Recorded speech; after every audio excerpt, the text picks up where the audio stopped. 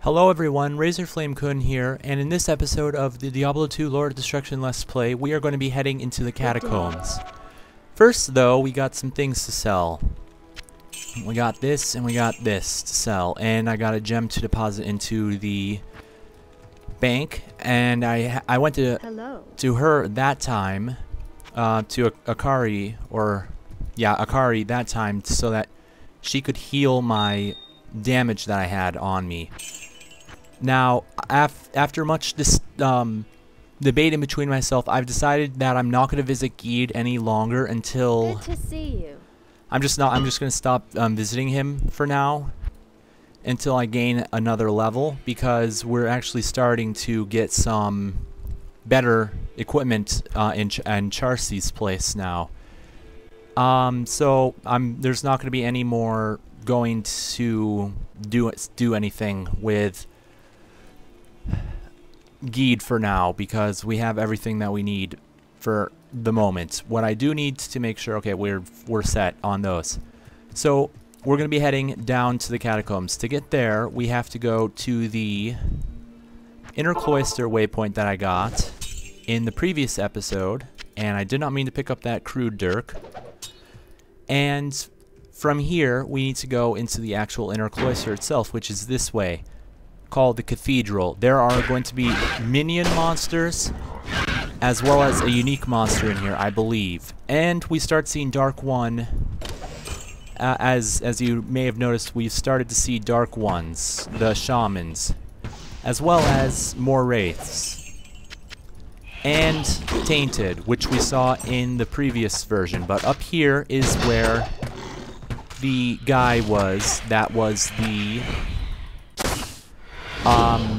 unique monster. And as I've already explained, unique monsters are really easy to identify. And why did those... Oh yeah, because they don't drop anything normally, so they don't drop anything either. Yeah, if somebody doesn't drop anything, then they don't... Like those, like these champion wraiths, then they won't drop anything as when you kill them. As... Oh, actually, never mind. Looks like they did drop stuff. I didn't notice that they dropped stuff. I actually thought that they didn't drop anything. But I want to make sure to conserve these healing potions, because we're going to be needing them in an upcoming dungeon very soon. And where's that shaman at? I know the shaman's out. There he is. Because he was continuing to regenerate stuff, and that was a trap that I needed to avoid. So the main thing that you want to watch out for is Bone Ash, of course. He's going to be the one guy you want to watch out for. And I would also fully suggest you fully search this entire area to get as much experience as you can, because these guys actually deal quite a bit of damage to you. So you just want to watch out for that. And there's a Sacred Globe. Undamaged one. Let's see. Nope, just +9 to life, so I'm going to cast it out. +3 energy, +1 to light radius. Let's see. 1 dexterity, 10 maximum stamina, 1 dexterity, lightning resist. I'm actually going to not use it. I thought about it for a while and decided not to use it, because overall it's not that much better than the one that I'm currently using. But as I was saying, you want to fully explore this area so that you get all the experience you can, because you're going to need it coming up against Andariel. As you may have known, she's going to be... I'm not sure if Andariel's a he or a she. I'm pretty sure it's that it's a she, so I'm going to call it a she from now on. But if I'm wrong, correct me in the comments. But yeah, the main focus is to pretty much just get down to through the catacombs as quickly as you can and kill Andariel. However, that's not exactly what you want to do, because you do want to gain experience along the way as well. And that's why I suggest you search the entire floors of all of the catacomb levels, as well as of this optional area, the Cathedral, where you'll find plenty of things to increase your experience total, because as you see, we're now over 200,000 experience in total. But over here where that purple and pink door is, that is where we need to go down, and that is where the catacombs begin. is great evil here. This is going to be where we're going to be spending a lot of our time, and we're going to be starting to find a lot more of these traps. Gargoyle traps, and as I said earlier, this area is a freaking maze. So you want to watch out for that. I think, yes, oh god, we got a minion monster there that I just took care of, and I think I did accidentally pick up that, so I didn't want to pick that up, but as you can see, this is going to be quite the labyrinth. There are going to be new monsters coming into play very soon, though, so you want to watch out for them.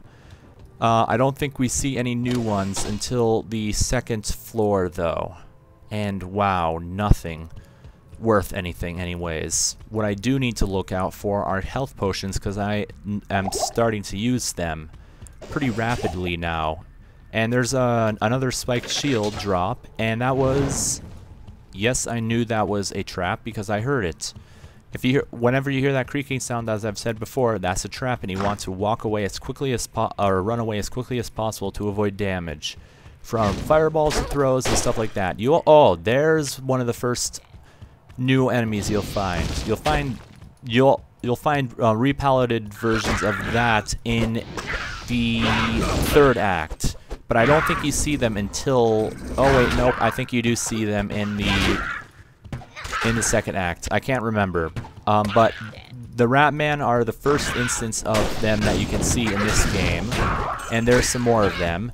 You'll see a bunch of repalleted versions in the sixth...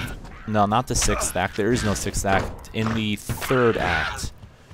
And there must be a shaman up here. Yes, there is.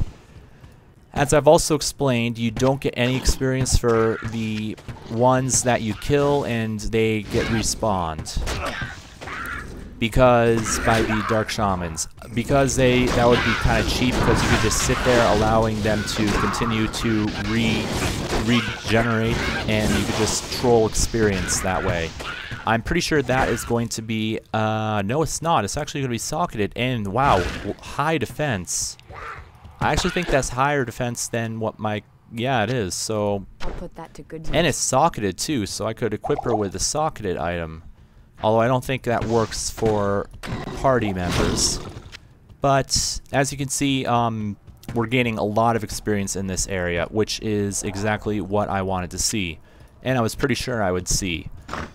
I'm not sure how I'm going to structure this dungeon yet, the Catacombs, because it's going to take me a while to get through. I think there's actually I think there's either 4 or 5 floors, and as you can obviously tell, that's going to take a long time to go through. So I've actually decided to do maybe 1 or 2 floors a video, but we got another level up. I believe this is level 16, so the next one we're going to be getting is this. And I just need to see where Salvation is. Where's Salvation? It's in the defensive. Salvation's down there, which increases resist all. But offensive auras, I mean, I'm dealing, it's adding 41 to 61 damage to my attack. Oh no, 36 to 56, sorry. 41 to 61 is the next level. And then it'll increase the radius, plus 18% fire damage. So what I'm actually going to do is resist fire, and I'm going to start getting some resist lightning soon too. As for these, I need to get dexterity, so I'm going to put 3 points in dexterity and 2 into vitality, because I already explained that we're going to be needing a lot of vitality against Andariel. And a lot of potions, which is why I'm having you pick up so many potions, because you're going to be using them against Andariel. And we got another minion monster, which actually dropped a chipped skull. Yes, they can actually sometimes drop chipped gems like that, and however, it's a fairly rare occurrence. There's a casket in there, which makes me think that, yep, there's something over on the other side. The hireling you see that's sort of battling in the corner there will actually teleport to me once I move far enough away. I just haven't moved that far enough away yet. But in here, we can go and find more of these guys, and I highly recommend you pick up every single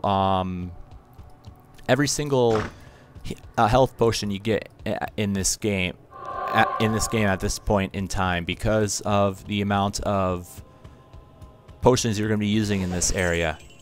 Again, this is live commentary. I'm back to live. I fixed the problem with my wiring of my microphone, so that problem won't happen again.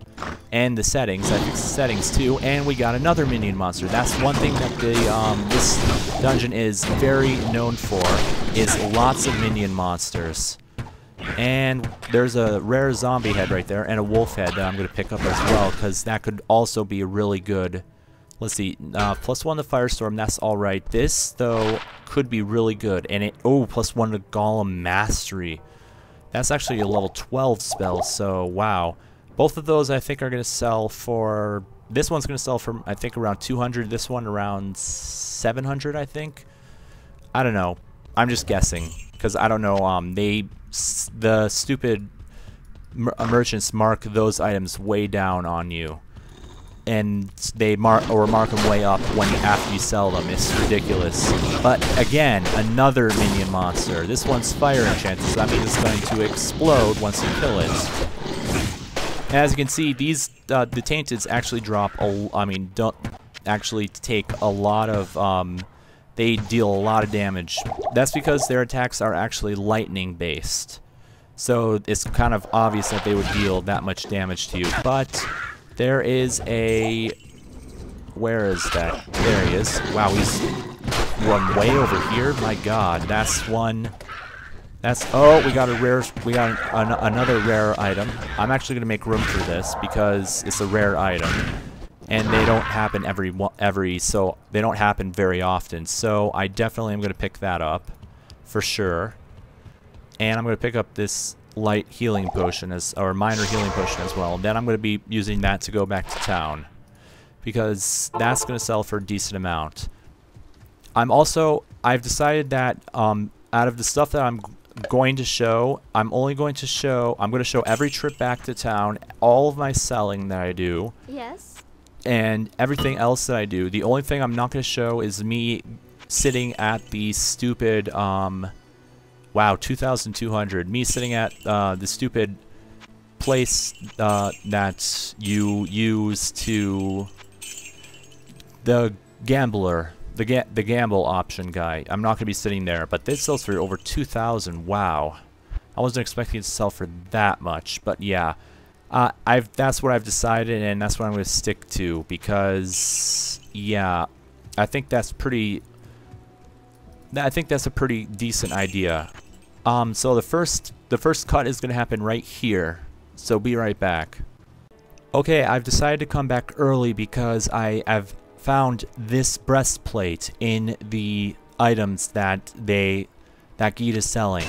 It is much better. It's also rare, so it has a lot higher defense than the chainmail that I have. So I wanted to quickly pop in and show that. I'm not sure who I'm going to sell this to yet, though, because it's not selling for... It's only selling for 5,000. But that breastplate, this breastplate cost me 22,000 coins to buy, so it was very expensive. And there's another one, but I'm not going to bother with it, because the one that I have is very good. And I know I said that I was going to cut out the gambling, but I had to show this, and this I also have to show because it's worse than the one I had. Crap, I thought it was going to be better, because there are new items Geet has at level 16, as I found out. Other things I've changed. This is now a strong belt, which has higher defense. It has 8 defense, and this is... I changed this, so +6 to maximum stamina, +10 to cast level 3 charged bolt. So I did change a few things around. I'm going to do this for maybe a couple more tries to see if we get anything else that I might need. And maybe 2 more tries. 1 more. Nope. Oh, wait. Holy crap. He has splint mail. Damn it. This is actually better than the breastplate, believe it or not. So, but it costs 33,000. So, but that is definitely better than the breastplate. And this breastplate's also socketed by 1. So, yeah. I can't get that, but our character, I believe, looks different again. He actually looks like he's wearing armor now, which is freaking awesome. But I just wanted to show that because that was the important thing.